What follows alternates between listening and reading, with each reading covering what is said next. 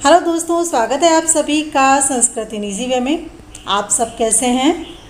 आज हम सेमोसी द्वितीय भाग से षष्ठः पाठः सुभाषितानि पढ़ रहे हैं। सुभाषितानि का अर्थ होता है सु प्लस भाषित। सु यानी सुंदर, भाषित भास शब्द के साथ में भास धातु है तो इसके साथ में कत प्रत्यय जोड़ करके बन जाता है ये सुभाषित, जिसका अर्थ होता है अच्छा बोलना। तो सु यानी सुंदर या अच्छा, भाषित यानी बोलना, सुंदर बोलना, अच्छा बोलना या कल्याणकारी या सत्य बोलना। अब हम पढ़ते हैं पाठ परिचय। यदि आप चैनल पर नए हैं तो चैनल को सब्सक्राइब करें और ऐसे ही वीडियो देखने के लिए बेल आइकन पर क्लिक करें। उसके पास वाला ऑल वाला बटन ज़रूर दबाएं ताकि हमारे द्वारा भेजे या वीडियो आप तक सबसे पहले पहुंच जाए। आज हम श्लोक जो पढ़ेंगे, अगर आप इन श्लोकों से संबंधित प्रश्न उत्तर भी चाहते हैं तो हमें कमेंट बॉक्स में ज़रूर लिख करके बताइएगा, हम आपके लिए वो भी उपलब्ध करवाएंगे। तो आज हम श्लोक के अन्वय सहित हिंदी अनुवाद, इनके शब्दार्थ और प्रश्न उत्तर हल करने वाले हैं। तो वीडियो को अंत तक देखिएगा। शुरू करते हैं पाठ परिचय। प्रस्तुतो अयं पाठः विविध ग्रंथात् संकलितानां 10 सभाषितानां संग्रहो वर्तते। प्रस्तुत पाठ में विभिन्न संस्कृत ग्रंथों से ऐसे ही 10 सुभाषितों का संकलन किया गया है। संस्कृत साहित्ये सार्वभौमिकं सत्यं प्रकाशयितुम् अर्थगाम्भीर्ययुक्ता पद्यमयी प्रेरणात्मिका रचना सुभाषितमिति कथ्यते। संस्कृत साहित्य में सार्वभौम सत्य को व्यक्त करने वाली ये अर्थ पद्यमयी प्रेरणात्मक अमृत वाणियाँ प्रचुर रूप में विद्यमान है और इन्हीं को अमृत वाणियों को संस्कृत में सुभाषित कहा गया है। अयं पाठ्यांशः परिश्रमस्य महत्वं, क्रोधस्य दुष्प्रभावः, सामाजिक महत्वं, सर्वेषां वस्तूनाम् उपादेयता, बुद्धे वैश्यम् इत्यादिनं विषयान् प्रकाशयति। इसमें परिश्रम की महत्ता, क्रोध के दुष्प्रभाव, सभी वस्तुओं की उपादेयता और बुद्धि की विशेषता आदि जीवन उपयोगी जीवन मूल्यों का इसमें वर्णन किया गया है। श्लोक नंबर 1। आलस्यम ही मनुष्याणां शरीरस्थो महान रिपुः नास्त्युद्यम समो बंधुः कृत्वा यम नावसिदति। अन्वय देखिए इसका। ही मनुष्याणां शरीरस्थो महान रिपुः आलस्यम। अस्ति यहाँ अपेक्षित है इसीलिए आया है। अस्ति का अर्थ होता है। उद्यम समः बंधुः न अस्ति यम कृत्वा मानवः स अवसीदति। इसके यहाँ शब्दार्थ भी दे रखे हैं। हिंदी अनुवाद है इसका। कवि कहता है कि निश्चित ही आलस्य मनुष्यों के शरीर में स्थित एक महान शत्रु है। परिश्रम के समान कोई दूसरा मित्र नहीं है, बंधु नहीं है, जिसे मनुष्य दुखी नहीं होता है। यानी कि परिश्रम करके मनुष्य दुखी नहीं होता है, इसीलिए परिश्रम ही एकमात्र मानव का मित्र है। बाकी आलस्य जो है वो मनुष्य का शत्रु है। हिंदी अनुवाद आपकी सुविधा के लिए मैंने यहाँ नीचे लिखा है, आप चाहें तो इसे नोट कर सकते हैं। श्लोक नंबर 2। गुणी गुणं वेति न वेति निर्गुणो, बली बलं वेति न वेति निर्बलः, पिको वसन्तस्य गुणं न वायसः, करीचसिंहस्य बलं न मूषकः। अन्वय है इसका। गुणी गुणं वेति निर्गुणः न वेति बलाबलं वेति निर्बल न वेति, वसन्तस्य गुणं पिकः वायसः न वेति, सिंहस्य बलं करी मूषकः न। शब्दार्थ यहाँ दे रखे हैं। हिंदी अनुवाद है इसका, गुणवान व्यक्ति ही मनुष्य, यानी कि गुणवान व्यक्ति ही गुण या विशेषता को जानता है, मनुष्य के गुण या विशेषता को जानता है। गुणहीन व्यक्ति गुण को नहीं जान पाता है।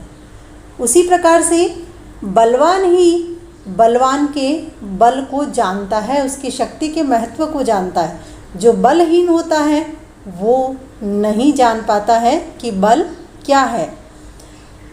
वसंत यानी ऋतुराज जो वसंत है, उसके गुणों को, उसकी विशेषताओं को केवल कोयल ही जान पाती है, क्योंकि कौवा नहीं जान पाता उसको। और सिंह यानी कि शेर के बल को हाथी ही जान सकता है, चूहा नहीं जानता, क्योंकि चूहे को नहीं पता कि शेर का बल कितना है। अर्थात कहने का अर्थ है कि बलवान ही शक्ति को जानता है, बलहीन शक्ति को नहीं जानता है। जिस प्रकार से ऋतुराज का महत्व सिर्फ कोयल जानती है, कौवा नहीं जानता है। हिंदी अनुवाद। श्लोक नंबर 3 है, निमित्तमुद्दिश्य ही यः प्रकुप्यति ध्रुवं स तस्यापगमे प्रसीदति। अकारणद्वेषी मनस्तु यस्य वे कथं जनस्तं परितोषिष्यति। अन्वय है इसका, यह निमित्तम् उद्दिश्य प्रकुप्यति सः तस्य आपगमं ध्रुवं प्रसीदति। यस्य मनः अकारणद्वेषी तं जनः कथं परितोषिष्यति। शब्दार्थ यहाँ दे रखे हैं। हिंदी अनुवाद इसका, इस श्लोक में कवि कहता है कि जो मनुष्य कारण को आधार मान करके, किसी भी कारण को आधार मान करके किसी कारणवश अत्यधिक क्रोध करता है और वह उस कारण के समाप्त हो जाने पर प्रसन्न जरूर होता है, परंतु जिसका मन बिना किसी कारण के द्वेष करने वाला होता है, उसको लोग कैसे संतुष्ट करेगा, उसको संसार किस प्रकार से संतुष्ट करेगा। यानी कि जो लोग हैं वो उसे संतुष्ट नहीं कर पाते हैं, क्योंकि वो बिना कारण के ही क्रोध करता है। अनुवाद। श्लोक नंबर 4 है, उदीरी तो अर्थः पशूनामपि गृहाते हयाश्च नागाश्च वहन्ति बोधिताः अनुक्तमप्युहति पंडितो जनः परेन् गित ज्ञानफला ही बुद्धयः। अन्वय है इसका, पशुना अपि उदीरति ही अर्थः गृह्यते हया नागाः च बोधिताः भारं वहन्ति परच पंडितः जनः अनुक्तम् अपि उहाति यतः बुद्धयः परों गित ज्ञानफलाः भवन्ति। शब्दार्थ इसके दे रखे हैं। अनुवाद देखिए, पशु भी कहे हुए कि जो अर्थ को, आशय को ग्रहण कर लेता है, हाथी घोड़े भी बताए जाने पर बोझा ढोते हैं, परंतु विद्वान मनुष्य बिना कहे ही अनुमान लगा लेता है, समझ लेता है इस बात को, क्योंकि बुद्धिमान लोग संकेत रूप से ही ज्ञान के फल को जानने वाले होते हैं। इसका ये हो गया कि जैसे घोड़ा है, हाथी है, उनको समझाने पर वो भार को वहन करते हैं, और विद्वान मनुष्य जो होते हैं वो बिना निर्देश के ही, बिना परिणाम के ही ये अनुमान लगा लेते हैं और समझ लेते हैं, क्योंकि बुद्धिमान लोग इशारे के बिना ही परिणाम को जान लेते हैं। हिंदी अनुवाद। श्लोक नंबर 5 देखिए। क्रोधो शत्रु प्रथमोच नाराणाम देहिस्थो देह विनाशनाय यथा स्थितः काष्ठगतो ही वह्निः सह एव वह्निर्दहत शरीरम। अन्वय नराणाम देह विनाशनाय प्रथमः शत्रु देह स्थितः क्रोधः यथा काष्ठगतः स्थितः वह्निः काष्ठम एव दहत तथैव शरीरस्थ क्रोधः।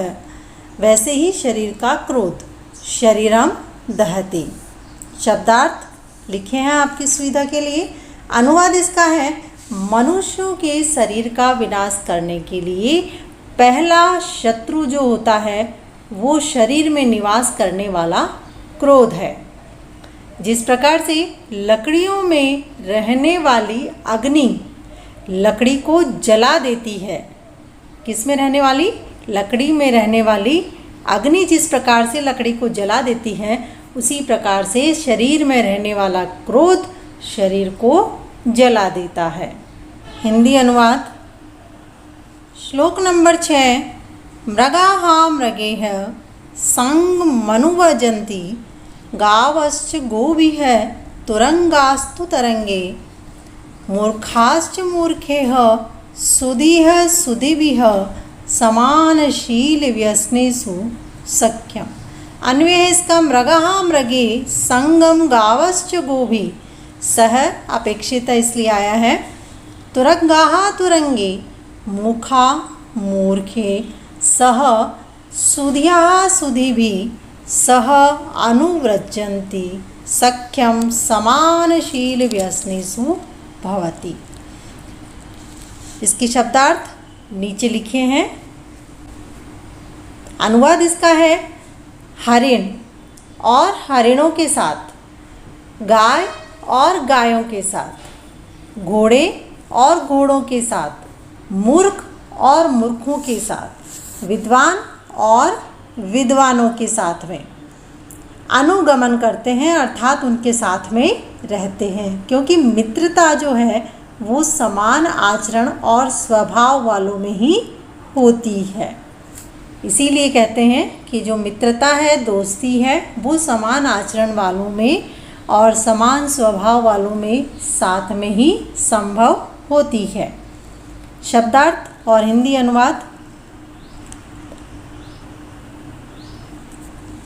श्लोक नंबर 7 है। सेवितव्यो महावृक्षः फलच्छाया समन्वितः यदि देवात् फलं नास्ति छाया केन निर्वायते।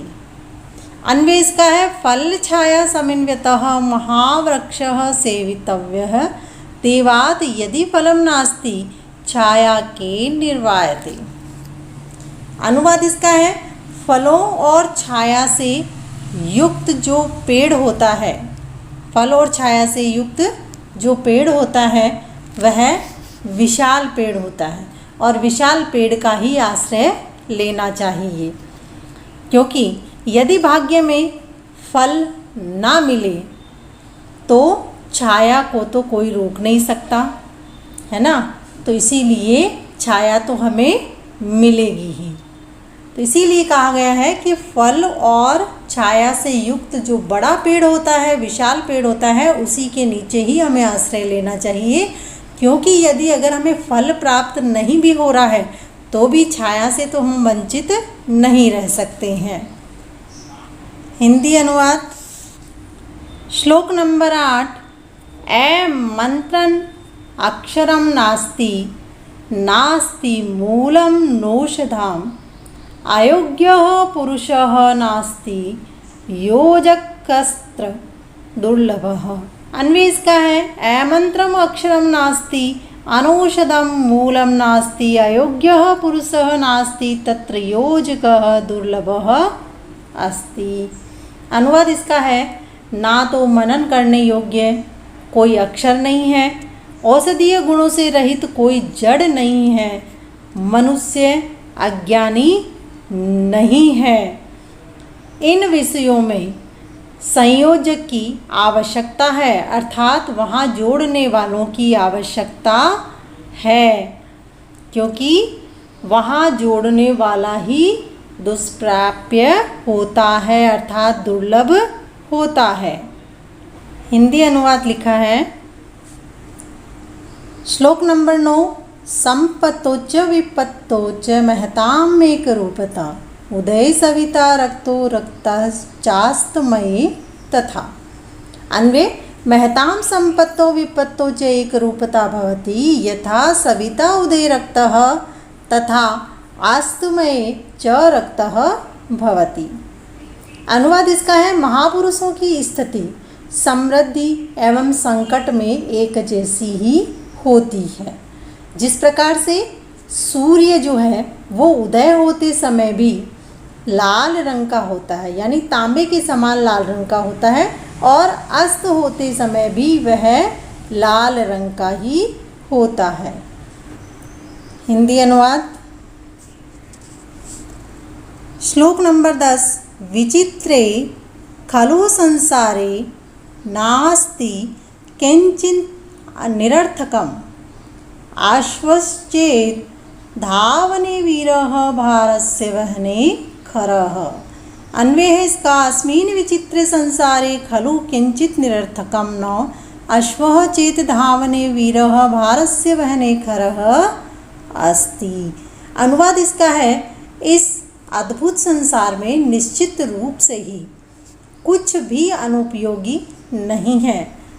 यदि घोड़ा दौड़ने की कला में कुशल होता है तो गधा भी भार ढोने में कुशल होता है। इसीलिए अनुपयोगी इस संसार में कुछ भी नहीं है। हिंदी अनुवाद। अब हम करते हैं इसके अभ्यास प्रश्न हल। एक पदेन उत्तरम लिखत, एक पद में उत्तर लिखो। प्रश्न क है, मनुष्याणां महान रिपुः क, मनुष्यों का महान शत्रु कौन है? उत्तर हो जाएगा इसका आलस्यम, आलस्य। प्रश्न ख, गुणी किम वेति, गुणी क्या जानता है? उत्तर होगा इसका गुणम, गुण को।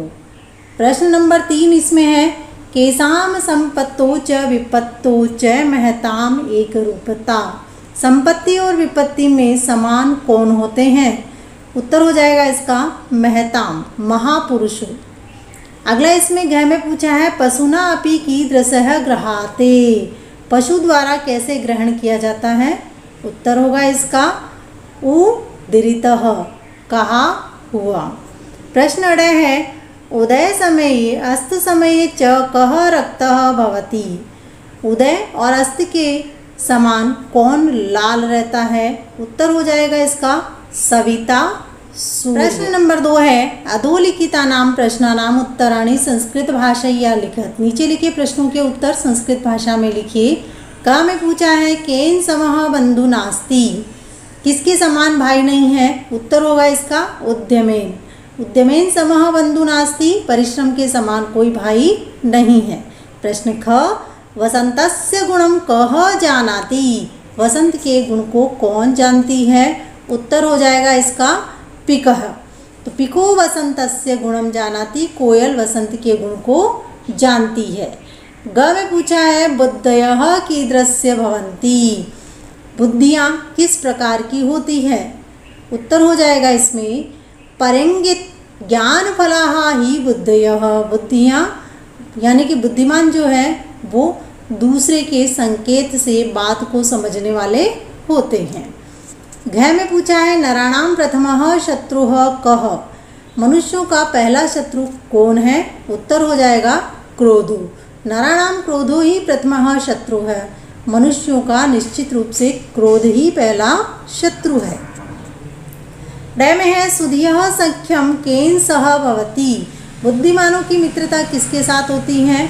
उत्तर हो जाएगा इसका सुधियः सख्यम सुधिभिः सह भवति, बुद्धिमानों की मित्रता बुद्धिमानों के साथ में ही होती है। च में पूछा है, अस्माभिः कीदृशः वृक्षः सेवितव्यः, हमें कैसे वृक्ष का सेवन करना चाहिए? उत्तर हो जाएगा इसमें अस्माभिः फल छायाः समन्वितः महावृक्षः सेवितव्यः, हमें फल छाया से युक्त महावृक्ष का सेवन करना चाहिए।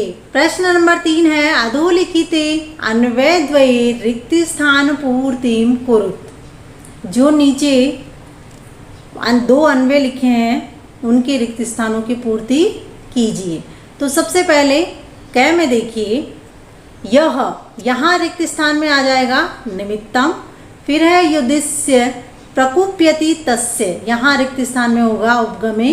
सह ध्रुवम प्रसीदति, यस्य मनः कारण द्वेषी अत अस्ति तम कथम, रिक्त स्थान में होगा यहाँ जनः परितोषिष्यति। अब इसके बाद में ख, इसमें पूछा है ख में जो पहला रिक्त स्थान है उसमें सबसे पहले आ जाएगा इसमें विचित्रे। विचित्रे संसारे खलु, फिर रिक्त स्थान में होगा किंचित निरर्थकम नास्ति। आश्व चेत, रिक्त स्थान में आएगा धावने। विरह खरह, फिर रिक्त स्थान में आ जाएगा भारस्य वहने भवति।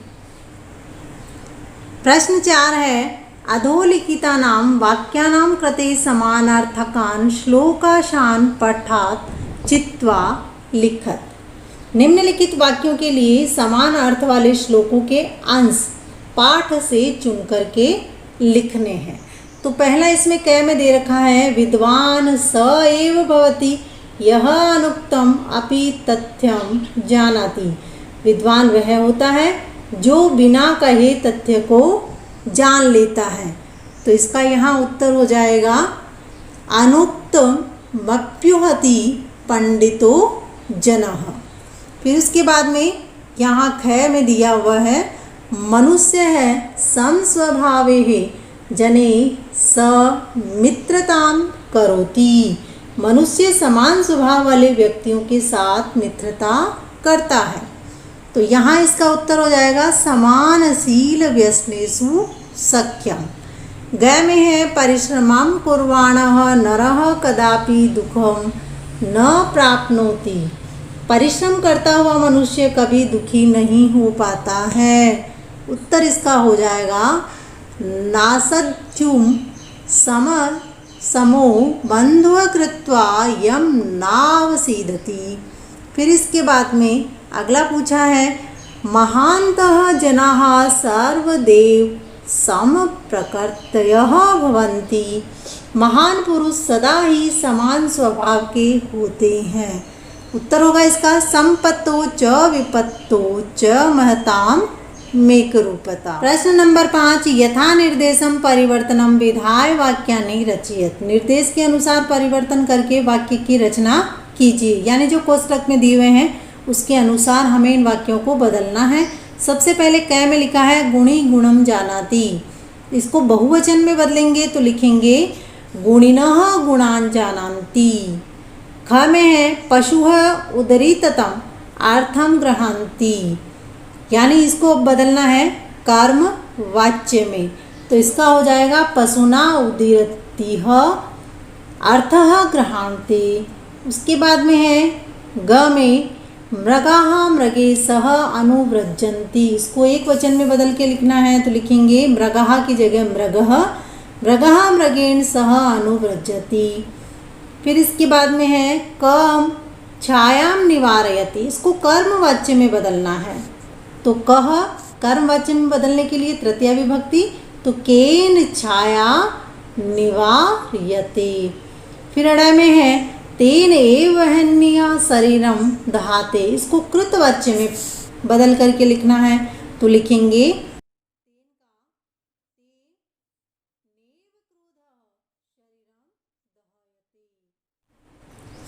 प्रश्न 6 में संधि पद में देखिए संधिम संधि विच्छेदम कुरुत। संधि और संधि विच्छेद करके लिखने हैं। तो जो संधि पद हैं उनके विच्छेद करने हैं और जो विच्छेद है उनके पद लिखने हैं। तो यहाँ देखिए न प्लस अस्ति प्लस उद्धम समः। यहाँ विच्छेद दिया हुआ है तो इसका पद हो जाएगा नास्त्युद्धम समः। फिर यहाँ पद दिया हुआ है तो विच्छेद इसका हो जाएगा तस्य प्लस अपगमे। इसके बाद में ग में लिखा है अनुक्तम प्लस अपि प्लस उहति। इसका पद बन जाएगा अनुक्तमप्युहति। फिर यहाँ पद है गावस्य, तो इसका विच्छेद बनेगा गावः प्लस च, और नास्ति का विच्छेद हो जाएगा न प्लस अस्ति। इस च है रक्तः प्लस च प्लस अस्तमय, तो इसका पद बनेगा रक्तश्चास्तमय। और 6 में है योजक स्तत्रः, इसका विच्छेद हो जाएगा योजकः प्लस तत्र। आ में पूछा है समस्त पदम विग्रहम लिखत। समस्त पद हैं उनके विग्रह और विग्रह हैं उनके समस्त पद लिखने हैं, यानी समास के विग्रह लिखने हैं। तो क में पूछा है उद्धम समः, इसका विग्रह हो जाएगा उद्यमेन सदृशः। फिर ख में पूछा है शरीरे स्थितः, तो इसका हो जाएगा शरीर स्थितः। निर्बलः, इसका विग्रह हो जाएगा निर्गतः बलम येषाम्। फिर घ में पूछा है देहस्य विनाशनाय, इसका हो जाएगा देह विनाशनाय। और फिर है महावृक्षः, विग्रह बनेगा इसका महान चासु वृक्षः। इसमें है समानम शीलम व्यसनम येषाम् तेषु, तो इसका समस्त पद बनेगा समान शील व्यसनेषु। और अंत में इसमें पूछा है अयोग्यः, इसका हो जाएगा विग्रह नः योग्य है। अधोलिखितानां पदानां विलोम पदानि पाठा चित्वा लिखत। जो नीचे पद लिखे हुए हैं उनके पद विलोम पद लिखने हैं हमें पाठ से चुन करके। तो पहला इसमें दिया है प्रसीदति, इसका विलोम हो जाएगा अवसीदति। दूसरा इसमें है मूर्खः, होगा इसका पंडितः। फिर इसमें दिया है बलि, बलि का इसमें हो जाएगा निर्बलः। फिर इसमें दे रखा है सुलभः, दुर्लभः। संपत्तों का विपत्तो, अस्तमय, इसका हो जाएगा उदयमय। और सार्थकम का हो जाएगा निरर्थकम। प्रश्न नंबर 7 में ही पूछा है संस्कृतेन वाक्य प्रयोगम कुरुत, संस्कृत में वाक्य प्रयोग कीजिए। पहला इसमें है वायसः, इसका हम लिख देंगे वसंतस्य गुणम वायसः न जानाति। ख में है निमित्तम, इसका लिखेंगे यह निमित्तम उद्देश्य प्रकुप्यति सह तस्य उपगमे प्रसीदति। ग में है सूर्यः, इसका लिखेंगे प्रातः काले पूर्वस्यां दिशि उदेति। फिर लिखा है इसमें पिकः, इसका लिख देंगे मधुर स्वरेण कूजति। और बाद में है वहनी, तो इसका हम लिख देंगे वहनिका वहनिह काष्ठम दहति। वीडियो देखने के लिए धन्यवाद।